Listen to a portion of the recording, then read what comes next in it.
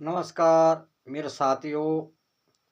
जो ये टिहरी गढ़वाल की बड़ी दुखद घटना है, तो ये सोशल मीडिया पर बहुत वायरल है। और ऐसी घटना वो यही नहीं है, पिछले 8-10 सालों से ये ऐसी घटना होती जा रही है।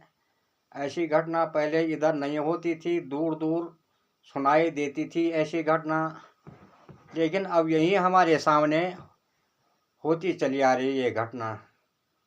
तो क्या वो लड़का वही गुनाहगार था? क्या ताली एक ही हाथ से बजती है? जब दोनों हाथ संपर्क में आते हैं तो तभी ताली बजती है। तो जो गुण असली भाई बात यही है कि लड़का था निम्न कास्ट का और लड़की थी ऊंची कास्ट की। तो लड़की का बाप ने समझाना था अपनी लड़की को कि भाई लड़की तो ऐसा काम न कर, जो काम प्यार प्रेम से होता है वो ऐसे ज़बरदस्ती से नहीं होता है। तो प्यार से समझाता उस लड़की को कि वो नीच जात का है और हम ऊंच जात के हैं। अगर नहीं मानती तो उसको उस लड़के को मानने का हक भी नहीं था। किसने उसको मानने की इजाज़त दी? भाई गुनाहगार हैं तो दोनों हैं। जब उसने उस लड़के को फ़ोन किया और जब वो 5-6 महीने रिलेशनशिप में रहे होंगे तो तभी तो ये काम हुआ, नहीं तो उसने दूसरे उसके घर पे क्यों जाना था? अतः ऐसी साजिश रची गई। तो मेरे भाई लोगों, ये गलत बात है। और उसने जाति पाति के हिसाब से कि अब ये लोग सारे लोग सुनते हैं और मेरे वंशावली पे कलंक लगता है। तो अब नहीं लगा कलंक, जब ये तुम्हारी वीडियो पूरी सोशल मीडिया पर लाखों लोग देख रहे हैं और तेरे लड़के के साथ उस लड़की की फोटो लगी है, तो अब धब्बा नहीं लगा? एक तो खूनी हो गया और दूसरा काम कलंक लगाया पूरे वंशावली पे। तो यही होता है, काम बिगाड़ो आपने नहीं, बिना विचारे जो करे पाछे पछताए, काम बिगाड़ो आपने जग में होत हंसाए। तो लेकिन अब मेरे भाई तुझे तो अब भोगना ही पड़ेगा और कलंक भी लग गया है। तो तभी गढ़वाली भाषा में बोलते हैं कि नांगा नांगा दिखा वाला और तिमला तिमला खत्या वाला। तो भाई ऐसा गलत काम नहीं करना है। तो तूने तो कानून अपने हाथों में ले लिया। अरे शासन प्रशासन नहीं था वहाँ, क्या तू खुद अपने आप जज बना? तो ऐसा काम ने मेरे भाई नहीं करना था। और ज़्यादातर जाति पाति गढ़वाल में ज़्यादा चल रही है। जब ये लोग हॉस्पिटलों में जाते हैं और खून की ज़रूरत होती है तो वहाँ पर नहीं पूछते हैं कि भाई ये खून तुम कहाँ से लाए और किस ग्रुप का है और किस जात धर्म का है। तो वहाँ तो कोई बहसबाजी नहीं होती है।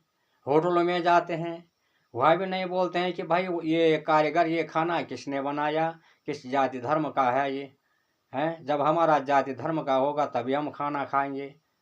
तो ये सिर्फ और सिर्फ हमारे गाँवों में है कि ये प्रचलन, ये गाँवों में है कि ये छुआछूत ज़्यादातर यही है। कई जगहों मठों मंदिरों में है जो कि नीच जात वालों को मंदिरों में जाने से मना है।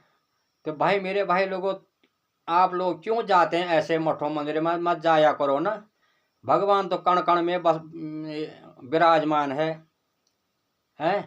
भगवान को एक सेकंड भी अच्छी निष्ठा से उसका स्मरण करो तो तभी खुश हो जाता है। उसको ये भगवान को ये नहीं है तुम हमें फूल प्रसाद चढ़ाओ और भेंट रखो तभी मैं खुश होऊंगा। उसको तो यही है कि तुम अपना कर्म करो और फल अवश्य मिलेगा। और अपना धर्म मत छोड़ो, अपना कर्तव्य करते रहो।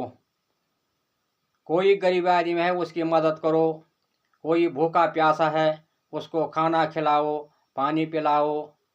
यही पूजा है, भगवान की यही पूजा है। न कि तुम कानों में चंदन लगाओ, गले में चंदन लगाओ और पूरा माथा पीला करो, उससे कुछ नहीं होता है। सिर्फ और सिर्फ अपनी ईमानदारी रखो, अपनी निष्ठा, अपनी नीति सही रखो और तभी भगवान खुश होता है।